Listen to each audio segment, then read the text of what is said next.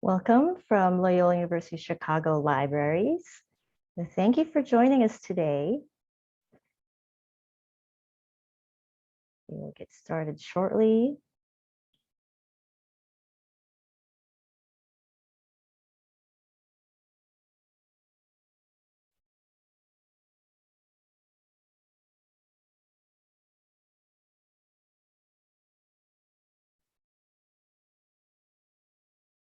Hello, so before we get started, we have a few reminders to help you with the webinar experience.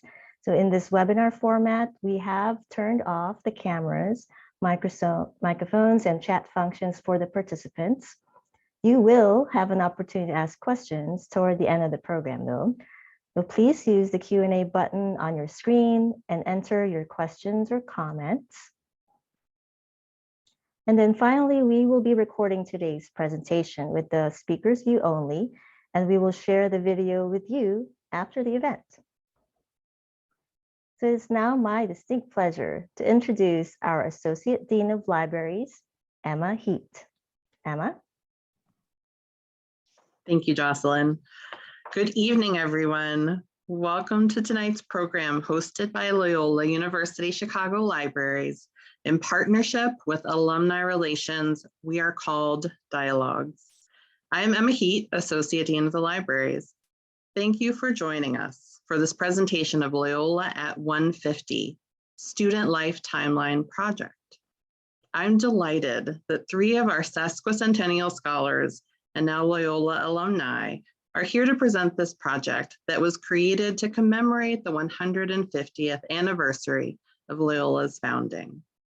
This digital project explores Loyola's history and the connections between the Loyola student body and the world, while highlighting student life at Loyola and Mundelein College.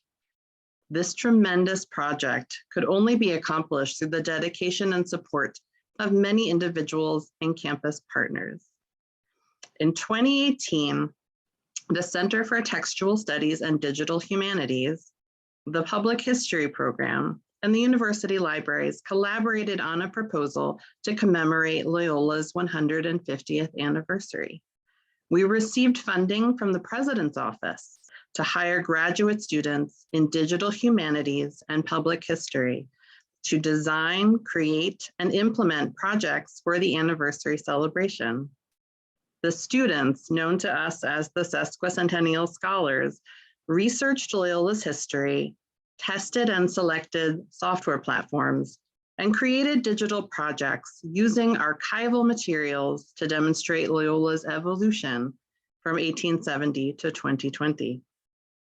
A special thanks goes to our archivists from the Loyola Archives and Special Collections and the Women in Leadership Archives, and all of the Sesquicentennial Scholars who diligently worked on this project. Tonight's program is one of the many ways the university libraries facilitates the academic pursuits and cultural enrichment of Loyola and the community. On behalf of the libraries, I want to take the opportunity to thank donors who provide financial support that enables us to sponsor events, acquire books and other resources, support digital initiatives, enhance our facilities, and support professional development. The university libraries needs this type of support to continuing offer user-focused services and programs for the Loyola community and the nearby neighborhoods. If you would like to learn more about how to support us and how to get involved, please visit our website, libraries.luc.edu. Before I introduce our speakers, I would like to take a moment to acknowledge the Alumni Relations Office for their support with event promotions and program preparations. Here with us today is Alice Kovacic, Assistant Director, who will say a few words. Alice? Thank you so much, Emma. I appreciate the welcome and the introduction. Good evening to everyone joining us tonight and those who will be viewing this webinar later on. Thank you for being with us. We are so excited to be welcoming alumni and friends of the university from across the country. My name is Alice Kabachik, and I am an Assistant Director of Alumni Relations at Loyola University Chicago. It's our pleasure to be partnering with the university libraries for this next installment of our We Are Called dialogue series. We are excited to be able to highlight the research of Loyola scholars and how we are called to make a positive difference in the world. I'll now pass it back to Emma to introduce our panelists. Thank you, Alice. There's my cat. It is now my pleasure to introduce our speakers. Scarlett Andes graduated with a master's degree in public history from Loyola University Chicago in May 2021 and has a deep interest in food history. She currently works at Spertus Institute in Chicago. Jennifer Duvall also graduated with a master's degree in public history in May of 2021. She worked on the Timeline Project in the University Archives and Special Collections as a Sesquicentennial Scholar during the 2 years that she attended Loyola. Regina Hong graduated in 2021 with a master's degree in digital humanities, where she worked as a Sesquicentennial Scholar at the Women in Leadership Archives. She has co-authored a book on the pre-war Japanese community of Singapore and is currently seeking employment opportunities in UX research and archival research. Jennifer will now begin the presentation.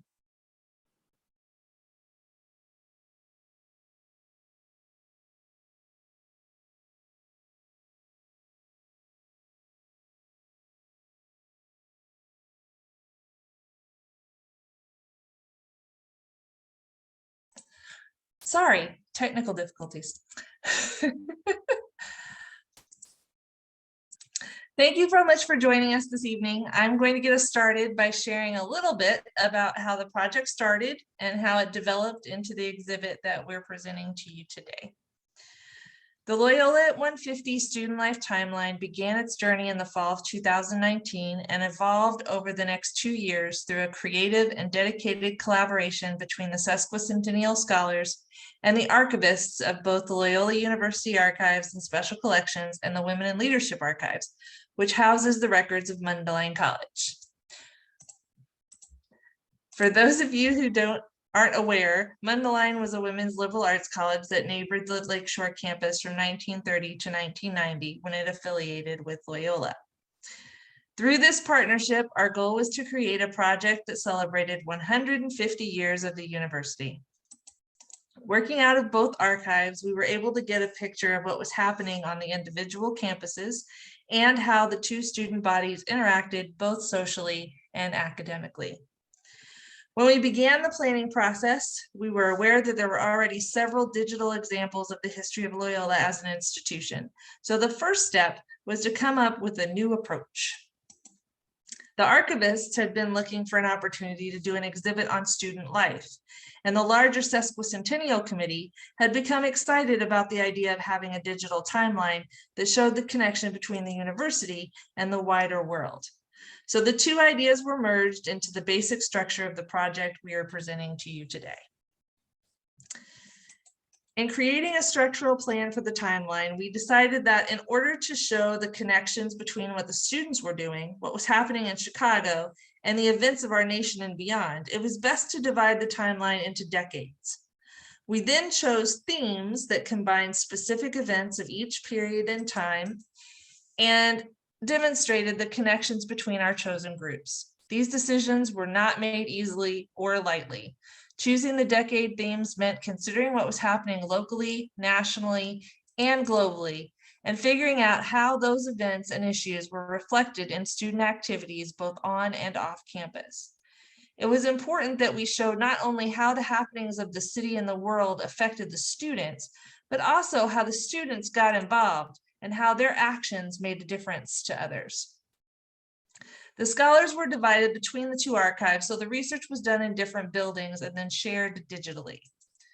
We tried to choose things that were at the same time unique to the school and or time period, relevant to the theme, and or showed what life was like during that specific decade. The three of us met frequently to discuss what events we wanted to include in the timeline. Our goal then, as a group, was to pare them down to the events which best represented student life in each decade. Throughout this research and decision-making process, we each worked on writing some of the text in the larger exhibit and on the timeline itself, as well as creating additional smaller focused exhibits about specific topics. Although the pandemic created some bumps in the road, we managed to keep to most of our established deadlines, and we finished the timeline project after a great deal of editing and revision in May of 2021. Please feel free to write any questions you have about this process I just shared with you, or about the website itself, which Regina is now going to give you a demonstration of. All right, thank you, Jennifer. Okay, so let me begin sharing my screen. All right, so without further ado, please allow me to take you on a walkthrough of our Loyola at 150 timeline project site.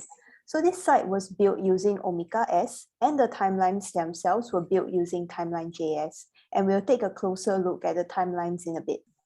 So when you first go to the site, you'll see the homepage, and at the top of the homepage is a paragraph of text kind of giving you some contextual information about the project. And right below that, you see a series of thumbnails. Each thumbnail links to a decade page, so you can simply click on any one of them to begin your explorations. The text below each thumbnail contains the decade and the particular theme of the decade. However, if you don't wish to begin exploring the timelines first and want to learn about some themes that were happening at Loyola and Mundelein College during this time, you can look at the Exhibits tab. Simply hover over the tab and you'll see a drop-down menu of our current exhibit titles. You can pick any one that piques your fancy. So since it's the 50th anniversary of the class of 1971's graduation, let's take a look at the decade page for the 1970s, which has the theme Taking It to the Streets. So on each decade page, there will be some text at the top with the key events that were happening in the decade and how students were reacting and interacting with those. Right below that, you'll see a bar with the title How to Navigate, and this contains the instructions for how you can move through the timeline. So to access these instructions, all you need to do is hover, and there'll be a drop-down menu with detailed instructions on what you need to do. And right below that is the timeline itself, the one that was built using Timeline.js. In this gray section here, you see 4 categories, and these are institutional history, student life, world events, and Chicago events. So we decided to categorize the events as such, so you can see a visual representation of how these events are stacked on top of one another, and thereby understand how students were interacting with the events in the wider Chicago area and also the world. So let me demonstrate how you can move through the timeline. You can click on the left and right arrows to move through the timeline, or you can use the left and right arrow keys on your keyboard. And you might have noticed as I was moving through the timeline that the background of the slide changes. And that's because the background of the slide is color-coded to reflect the category that it is part of. So for gray, this represents a world event. And for maroon, it's either an institutional event or a student life event. And for blue, that's an event that was taking place in Chicago. And you might have noticed that each slide is accompanied by an image, and that's an image of the event. And then there's a write-up to the side giving you more contextual information about the event. And if you'd like to learn more about the image itself, all you need to do is click on the link at the bottom right of the image.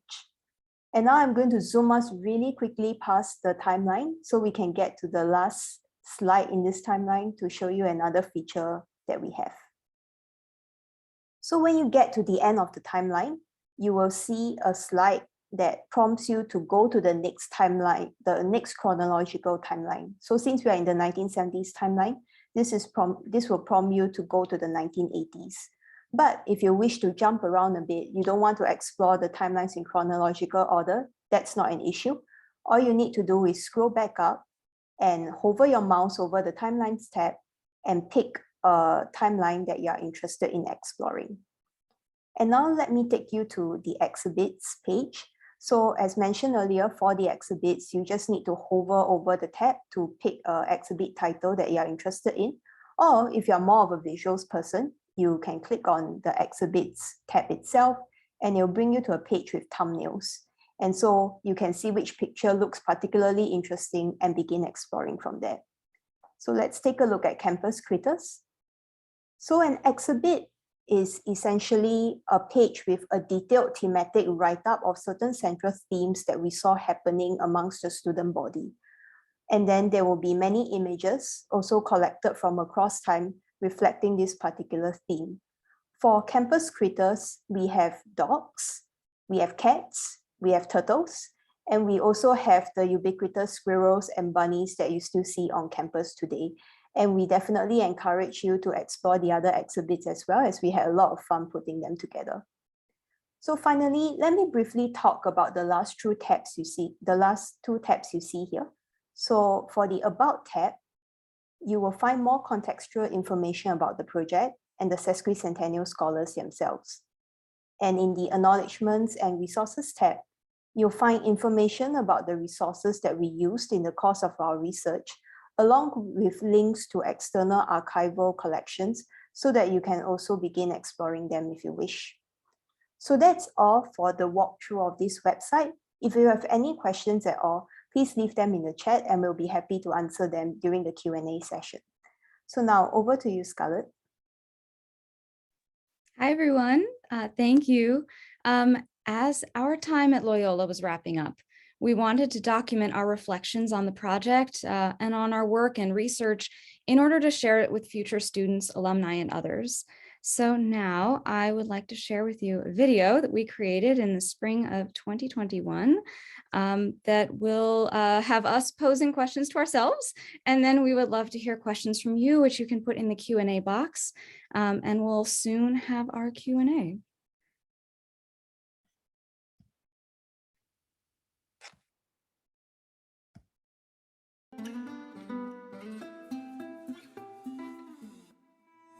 As part of commemorations for the 150th anniversary of Loyola University Chicago's founding, the Sesquicentennial Scholars created the Loyola at 150 Student Life Timeline Project to shine a light on students' college experiences and to explore how these experiences have changed since 1870.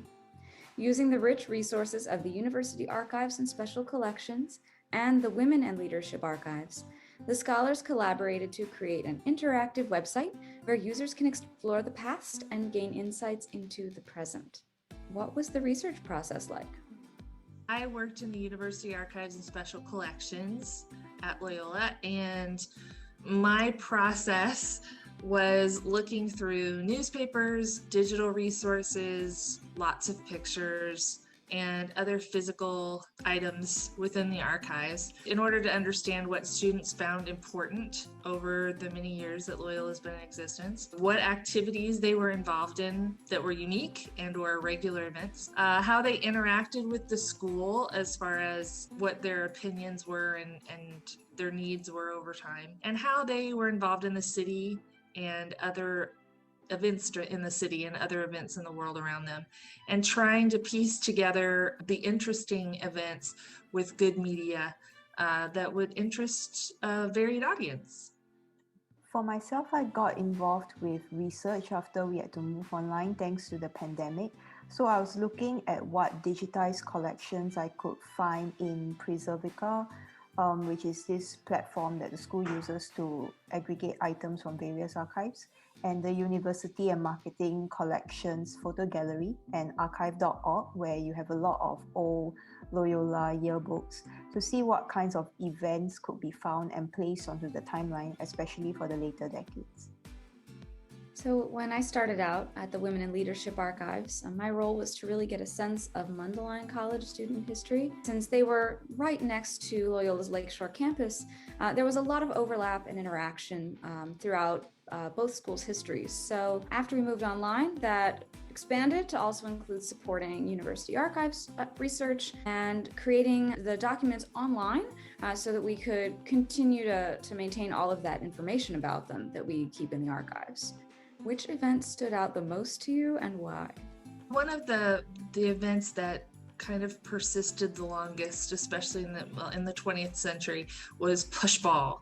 Pushball was a game played between the freshman and the sophomore classes, and the goal was to get this enormous ball to the other team's side, and it was pretty crazy and fun. But the whole motivation was that if the freshmen won, they got to stop having to wear beanies all over campus, which they hated. So they had a great motivation to win, and they almost always did. The sophomores very rarely prevailed. And then on a more serious note, the school's involvement with World War II was pretty extensive. Of course, the sheer number of young men that entered the war was very large. And they also taught classes to lay people about interesting things about the war, like maps and things of that nature. They also provided dental and medical school degrees at a shorter, more concentrated rate so that they could send doctors and nurses and dentists overseas as rapidly as possible to help soldiers, along with just a ton of fundraising. They bought ambulances for the war effort and a lot of other things. So it was very interesting to see all the bits and pieces that went into their involvement in World War II. For myself, I was very fascinated by the presence of pets on campus, and particularly interested in the turtle derbies, which was a nationwide phenomenon that was taking place in the 1950s. So the turtle derby in general is a kind of race where turtles race against one another, and Loyola and Mundelein both held their own turtle derbies actually, and they, I think, got the turtles from soup companies. So the turtles would be squaring off against one another, and the event seemed to have been public. So sometimes members of the public, when they were walking by the school, they'll see students crowded around a bunch of turtles just racing against one another. So I think that would have presented a very interesting sight. But it also seemed the turtles' lives were a bit dangerous because they might have been kept outdoors. And then sometimes when there was a flood, the turtles would be swept away. And we have an article in the Skyscraper where some turtles were swept away in the flood of 1954. So that was really interesting to read about. On a more serious note, I was also really interested to learn about the Focal Pendulum. So the Focal Pendulum is something that's used to measure the Earth's rotation, and there was one installed at Mundelein College in an empty elevator shaft they had in June 1938. And this was suggested by a physics professor, Sister Mary Therese Langerbeck. And this pendulum was huge. It was 9 stories tall. It had 30-pound bob, and the students actually broadcast their findings on the Earth's rotation via the school's radio station. They determined the gravitational constant for Chicago, and that happened in October 1938. And this Focal pendulum was used for 2 decades until 1958, when the Museum of Science and Industry unveiled its own Focal pendulum. One of the events that really stood out to me in the Skyscraper, the Mundelein College student newspaper, there was a bit of a controversy over a new dance called the twist. It appears a group of students has sort of taken over the student lounge, so to speak, for twisting with loud music. And the students who were in there playing cards were not so pleased. So they wrote letters to the editor back and forth, either attacking or in defense of their dance. Some felt it was inappropriate or that no one looked good doing it, too suggestive. So someone actually suggested that maybe girls should practice before they do the twist in the lounge. It was very contentious.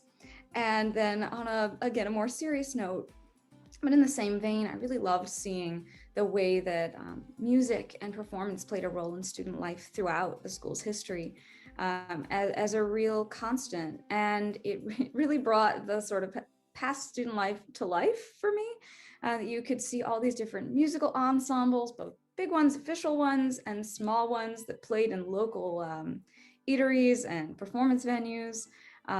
And even students would put together their own bands for their own dances. So there was a lot of fun detail to see in that. And it was really neat to see the way it changed over time as well. What was the most challenging part of the process for you? Well, I think we all agree that the pandemic has been the most challenging part of this for all of us.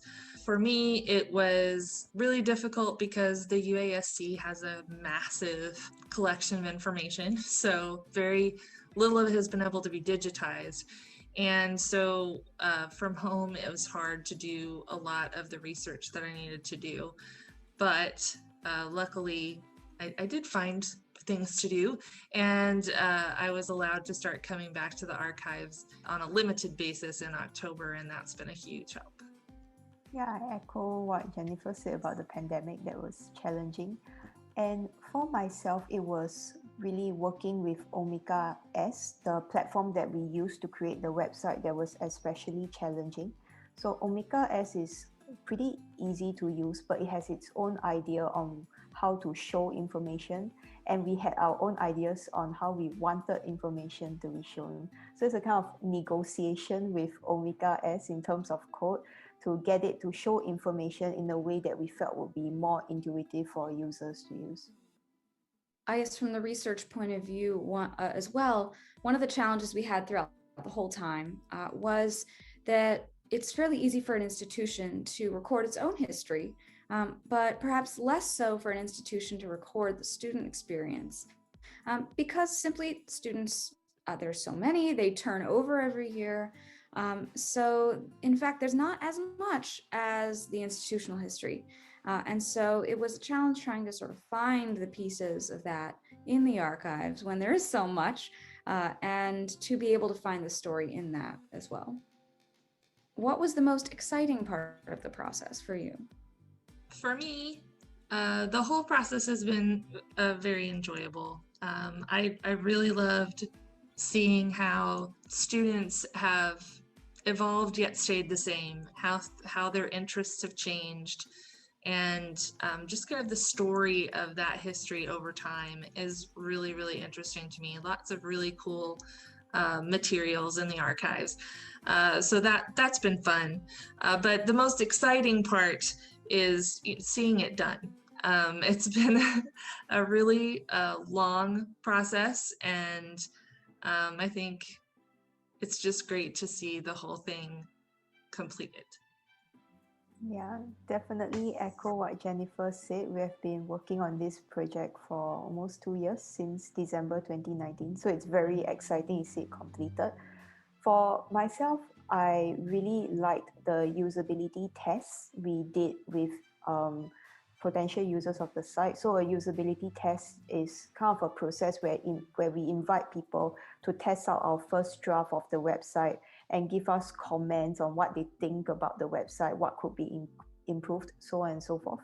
And I think that really drove home the point for me that, oh, this is a website that is actually going to be used by people. It's not a project that we were just seeing inside our head. So it's very exciting to see how people were reacting to the project. And they actually pointed out very useful things that had completely escaped our attention. So actually in the first draft of this website, we had no site banner, and we had been staring at this website for a really long time, and it just never occurred to us that we had no site banner. So I really liked that process of this project. For me, the most exciting thing was being able to use the exhibit function in Omeka in order to sort of tell stories that didn't lend themselves to the sort of linear timeline storytelling. So either things that were centered around a very particular sort of time period, like World War II, where there was so much that really wouldn't fit well in the timeline.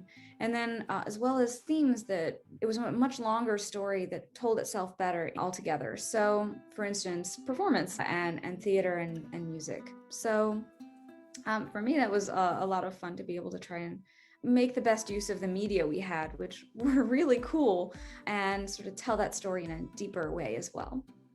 So that's all we've got for now, but there's so much that we couldn't fit in our time today. So you can check out the Loyola at 150 Student Life Timeline at the link in the description below, explore the timelines and exhibits.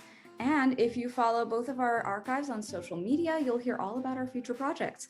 Thanks for watching.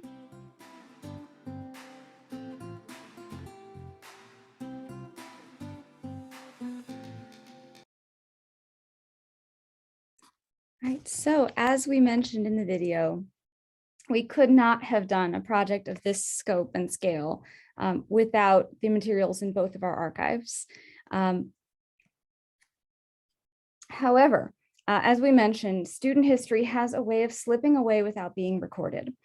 For alumni, as you explore the timeline, we ask that you perhaps consider if you might have records or photos, documents, videos, 3D objects that might perhaps represent something unique or memorable, or that was significant to your time as a student at Loyola or Mundelein, and that you might consider donating to the archives.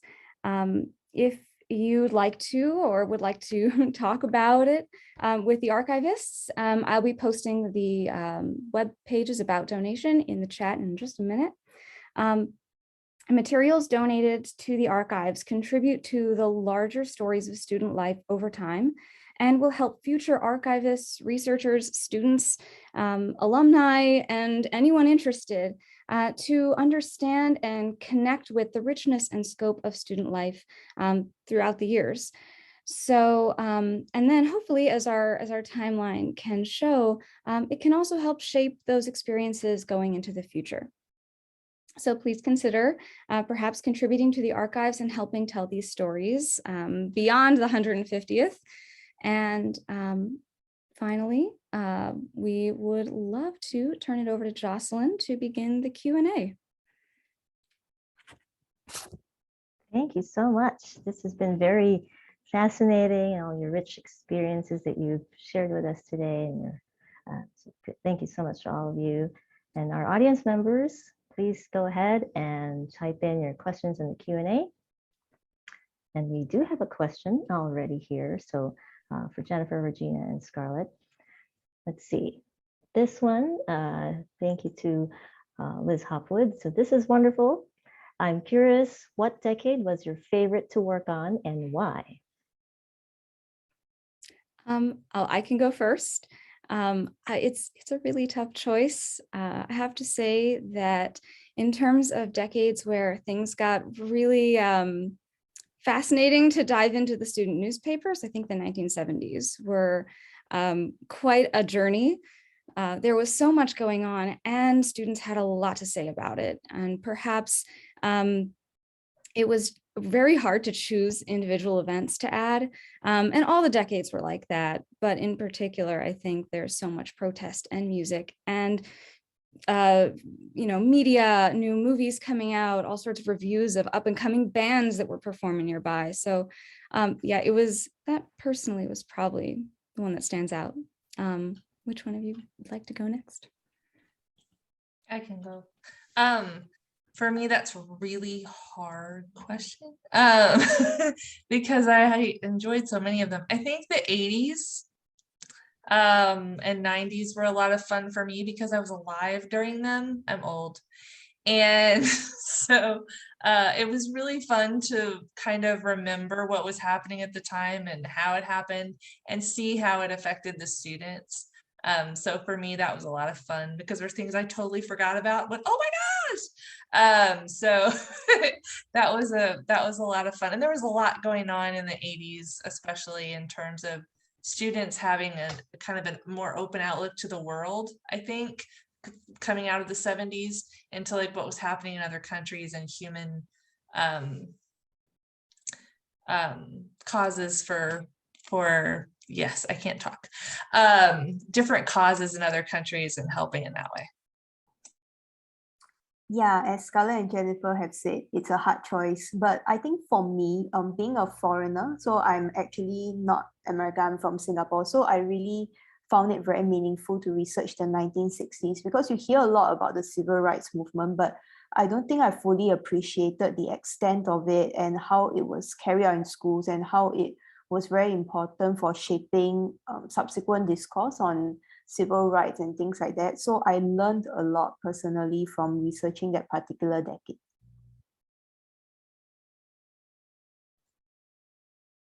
Great, thank you so much. So our next question from Elizabeth Ann Stewart. A wonderful project. Thanks so much for sharing. Most of my publications are in the women's archives in Piper Hall, and it's good to see the interest in preserving experiences from the past that can help build the future.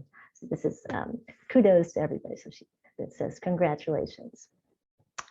Question here, Fiona Rowe, are there any that have persisted over time or that you wish were still around today? She said, great presentation. So that was her question. Thanks. Jennifer, do you want to go first? I think I saw this one in the chat. It's talking about the push ball, right? Yes, that's correct. Yes, Yes, the game push ball. between freshmen and sophomores. Are there any other things that persist? I mean, I would love to see push ball come back, but really, in truth, it got kind of violent after a while. And so they had to discontinue it because, yeah, there's some interesting pictures of that. But, you know, it was also just they had a good time doing it too. So, I mean, it was kind of fun. But other traditions like that, I'm trying to think. Can you guys think of anything else that went on for that long? Because that was like 40 years or something. They did push ball 30 or 40 years. It's a long time. They had a carnival, and they had a carnival, Ferris wheel, the whole 9 yards on campus for many years, which was pretty cool. I don't know where you would put it now, but back then they had, you know, fewer buildings. Yeah, that, I don't know, you guys have anything? Yeah, I can go next. So I think one particular tradition that I found really interesting that I wish it still go on, I'm not sure if it does, it's the candle lighting ceremony. So this was a ceremony where students at Mundelein College, they kind of lit up candles in the windows. And then the ceremony kind of evolved over time, but one of its most distinctive marks was that you'll be able to see the windows lit up from Sheridan Road. And that to me seemed really meaningful because it was the whole school coming together just before the holiday break. And I suppose we still have that tradition, well, pre-pandemic, where I saw students like skating on the ice rinks and things like that. But I thought the candle lighting ceremony was one that was particularly beautiful to me, just visually. I think it's also interesting to look at traditions that started out and then maybe fizzled out. For instance, one of Mundelein College's first social events was a celebration of President's Day, where they danced and ate cherry pie in honor of George Washington. So these sort of things that really speak to the time. Also in the 1930s, they started holding tea dances, which were these social events with tea and cheap refreshments held with Mundelein and Loyola students. And they would go all out decorating with different themes, and they would put together their own bands. And those actually did persist from the 30s through the 60s was the last mention we found of them. So certain things did hang on for quite a while and seemed like they would have been a fun time. And actually, in terms of ongoing traditions, there are lots of things that do continue, such as International Night and other sort of festivals and recurring events for fundraisers for various charities. So there is actually quite a lot of continuity that did surprise us, which was nice to see. Listen, you talked about the projects, by decades. So there's a question here from the chat. Can you talk more about the decision to organize the project by decade and theme? How did you arrive there, and were there other options that came up that you decided against? I can take that if you want. I don't really remember there being a lot of separate ideas. The theme idea came after the decades because we knew we wanted to do a timeline. That was an absolute. There was going to be a timeline, and so as we started thinking about the amounts of information that we would have and trying to compare what was going on campus to the city to the world, that becomes a large amount of things to try to connect. So that's when the idea for having a theme to kind of rein us in, because when you sat us down in a room with all the different things we found, because we researched separately, so then we would come together and we would have, like, ladies, I don't know, 40 things we wanted to put in each decade. And Easily like 90. Yeah, all of us had really good reasons for why they needed to be there. Most of them in the end didn't, but we liked them. So we were very excited. And so then we had to pare that down significantly. So the themes really helped, because we could go, well, these things don't really fit with what we're trying to do. And some things we just left in. But don't tell anybody. But mostly the themes really helped us out in that area where we could go, this doesn't fit, this fits, this doesn't fit. And so that was very, very helpful for us. Thank you. So from the Q&A, Kyle Roberts, congratulations on seeing the culmination of this project. Could you talk a little bit about how this fit into the university's larger sesquicentennial celebrations? Has this been a chance to work with other units in the university beyond the archives? Sure. So toward the end, we did work a lot through the university marketing, who were immensely helpful in helping us find recent photos, as well as the Loyola Phoenix. We had help from their archive as well. One thing we came up against in terms of these kind of collaborations that we hope to do was the pandemic. We did much of this work virtually, and a lot of the celebrations that had been planned and in-person talks we had been planning on giving ended up being canceled or postponed. So I think we're just starting to see those collaborations, and hopefully those will keep going forward as well.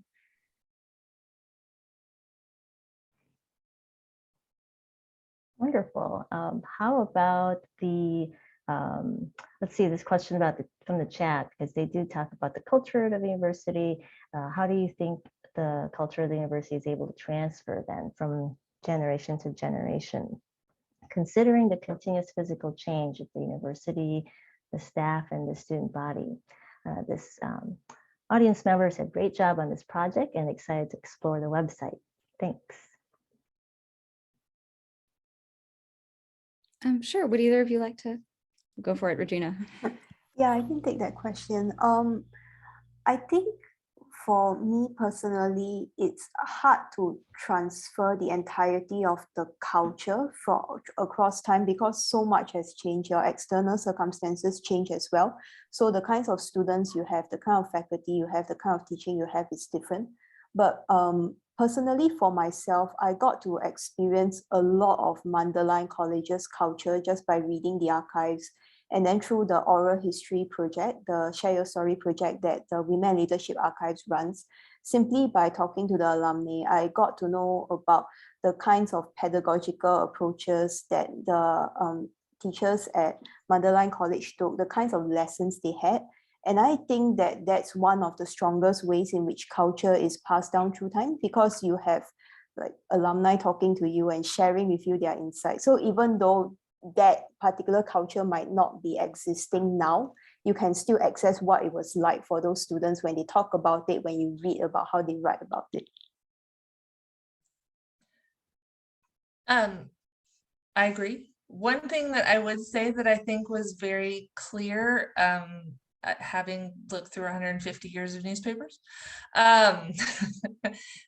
is the one thing I think that maintained, and you guys can correct me if you disagree, feel free, but I think that maintained throughout was the idea of social justice from the Jesuit university perspective. Students were very active in every decade. If you look through the timeline, you see things from student groups composing letters to the state legislature, to, you know, in the 70s and 60s, obviously protests, and into the 80s when they were fundraising and doing, you know, protests for ending apartheid and other things around the world. Also, like Habitat for Humanities was a huge part of the university for a long time. So, you know, that part of the Jesuit tradition, I think, has stuck with the university throughout, even, you know, in the summer of 2020, when everything was going crazy, they still were having, you know, nonviolent protests on campus, and, you know, all of those things still exist. So I think if there's one cultural thing that I can say fairly certainly that's kind of maintained for 150 years, it would be that. I agree as well. And I think that having had the experience of, we really began our research at the earliest decades and then walked through. And so having the, I guess, the privilege of the opportunity to do that and see that really slow change over time was, I mean, absolutely fascinating. And we hope that that comes across in the timeline, where you can see the differences in both how the school treated students, how students approached their school, and how they spoke about themselves as students. In a lot of ways, that you have the same themes of, you know, finding common interest and finding issues you're concerned about and getting together to speak out about them. But the ways they do it and the voice changes. It's slow, but, you know, picking an article from the 1950s versus the 1970s, the voice would be totally different. And I think that was one of the really neat things to see, was just how that changed over time, as well as the parts that stay the same. Right, and I think this question is related because of the diversity. Did you find a lot of images of the minority student population in your timeline, or are there any images right now? Go for it, Regina. Yeah. Sorry, so for the two that come to the top of my head are Mercuba. So that's the Mundelein College United Black Association. So they were active in the 1960s and for some time after that, and also Operation Breadbasket. So we have a really good picture of Reverend Jesse Jackson. And then for a separate blog piece that I did for the Women and Leadership Archives, we go into a lot more detail about that. But on the timeline, we definitely have those representations included. Yeah, over to you, Scarlett. Oh, sure. No, we were very conscious because as we were doing this project, there was a lot of talk in the archival community, in particular, addressing inequalities in terms of what is recorded. And so we had sort of a special eye out to make sure that we were paying attention and finding mentions of things that were not necessarily the majority experience. So lots of minority student groups that we wanted to highlight, all sorts of various students of different backgrounds sharing opinions on things. So I can't think of any in specific examples in addition to the ones Regina mentioned, but yes, you will find them throughout the timeline. One from Loyola, and this was also another part of the evolution of the school that is interesting. You'll see a significant change in the 50s, 60s, 70s about the population diversity, cultural diversity. And I think we tried as much as we could. Again, like Scarlett said earlier, you know, it's hard to find student life information, and the closer you get to the present, it's even harder. So yes, I think we did. We tried to document, you know, that change and those important events as much as we could. We have a question from the chat. This person said, thanks for this primer. Did you find any time periods where there were little or no content available? I'll take that one because it almost killed me. The 1880s were dry. The 1870s weren't good. The 1890s were a little better. The 1880s were horrible. So the early 1800s, obviously, because everything was crumbling, there weren't a lot of pictures being taken. So, you know, we have mostly documents, like there was a huge Loyola, or St. Ignatius as it was at the beginning. St. Ignatius was big on like debate and oratorical competitions. So we had tons of programs and things of that nature. That was a big thing. They also still had music back then, so I think a little bit of that in there. But yeah, the beginning, the first 3 decades were rough.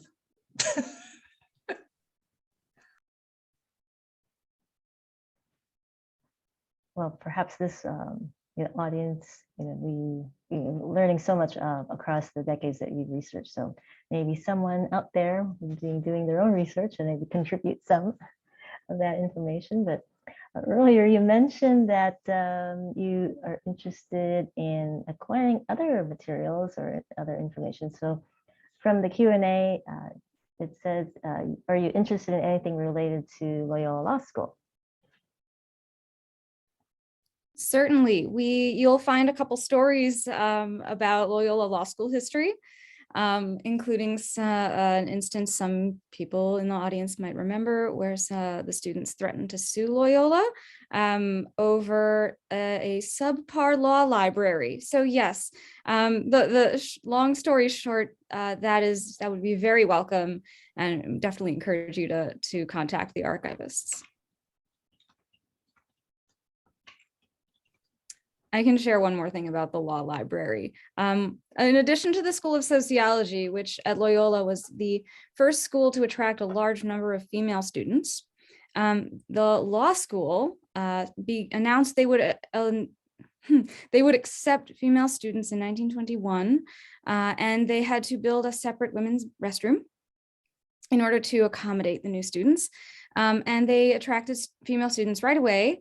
And so that was sort of the beginning of the sort of wheels turning of turning from a mostly men's school into a much more balanced school.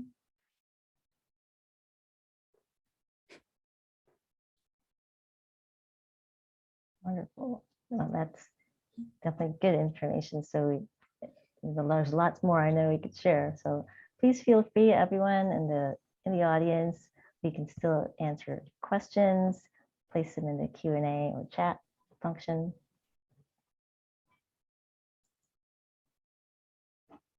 And for those who didn't catch it, but it's on the chat, we did place the website for the timeline.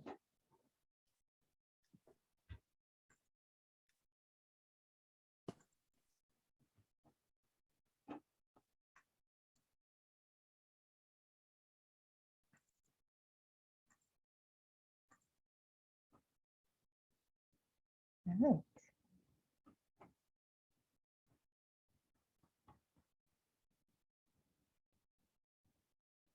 Well, I would like to ask, what do you see maybe for the future generation as they perhaps work on the next, decades or so, some future opportunities for this type of project?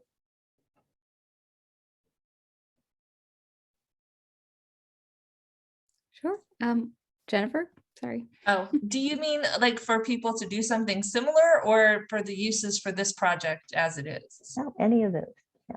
Oh, Yes. either one. Either one, yeah.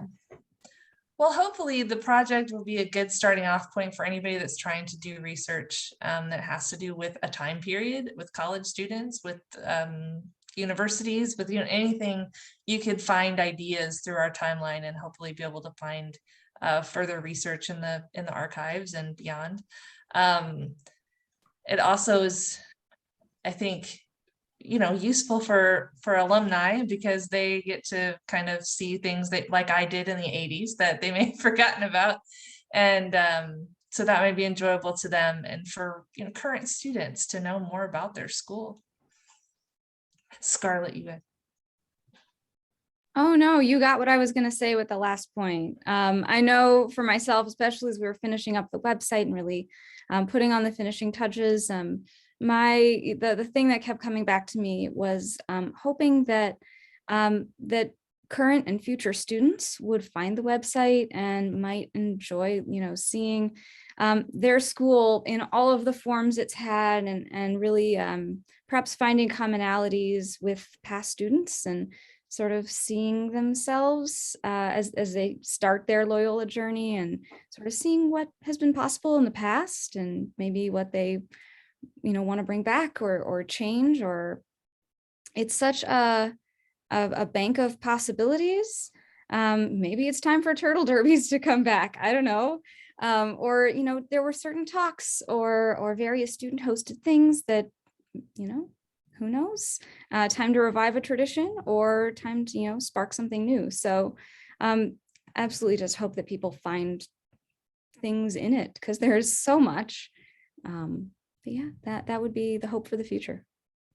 Yeah, and just to chime in on that, I think it would be really fun if classes of the subsequent decades, if they need, I don't know, a conversation starter for their class reunions, you look back on what was happening during that year or the years that you were at college, and then maybe you could do an oral history on that, because what we have on the timeline is just what we could gather from the resources that we have, but maybe other people who were involved might have different perspectives. And then in a way that helps to add more to the archive. So it's this really cool cycle where you use the archives to drive your conversation, to create more contributions to the archive. So I think that would be a really fun use of our timeline if people were interested in that. Thank you. We do have a couple more questions. One from the Q&A. When searching the website, can you look at specific schools within Loyola, such as the School of Nursing? There are things from the specific schools on the timeline. There is no way to zero in on just those things. But we tried to cover, what we could from all of the schools in Loyola. So yes, there are things, I think, from everywhere, I can safely say, but there's no way to just find the nursing school, for instance. Right. There is a slightly indirect way, like what Jennifer did, there's no direct way, but if you use the search function and you put School of Nursing in quote marks, it should pull up related images. Or if you are just interested in nursing in general, you can type in nursing in the search bar. And I should have talked about this during my website demonstration, but in the top right corner, there's a little search bar with that magnifying glass. So you can definitely type in natural language keywords like nursing, School of Nursing, Loyola Law School, and it should pull up relevant results. That's good. That's helpful. And one more question. I'm sure we can answer more. So this one from the Q&A. In the 1960s, there were very few women. When Mundelein merged with Loyola, there was a large infusion of women students and faculty members. Did you see any effects of this? Definitely. Actually, Regina, do you want to weigh in on this first? Because we were the two who were at the Women in Leadership Archives. We were very much surrounded by Mundelein College history. Yeah, I'm kind of taking a refresher on my own memory because it's been a minute since we looked at this, but I was looking at our sports and Mundelein exhibit, and I think when more women started coming to Mundelein College and taking classes at Loyola, that's when you started seeing co-ed events. And I believe there was a team of Mundelein and Loyola cheerleaders as well. And I believe that is one of the direct effects, because you couldn't have a single gender sport anymore. You had to have the genders coming together to kind of interact with one another and kind of like bond. So that was one effect I saw. So how about you, Scarlett? Absolutely. I think browsing through the 90s in particular, you'll see there were several efforts to help Mundelein students feel more at home. The ones who were not able to finish their degrees at Mundelein and who became Loyola students And so that you'll find some examples of that. And then you'll also see certain departments from Loyola, from Mundelein, merged with Loyola. And so something like the Peace Department, Peace Studies, which became the Peace Studies minor at Loyola. And so you'll see some examples of that, of the sort of how that merge played out. And there were definitely more that we wanted to share. And so you'll see what made it into the timeline.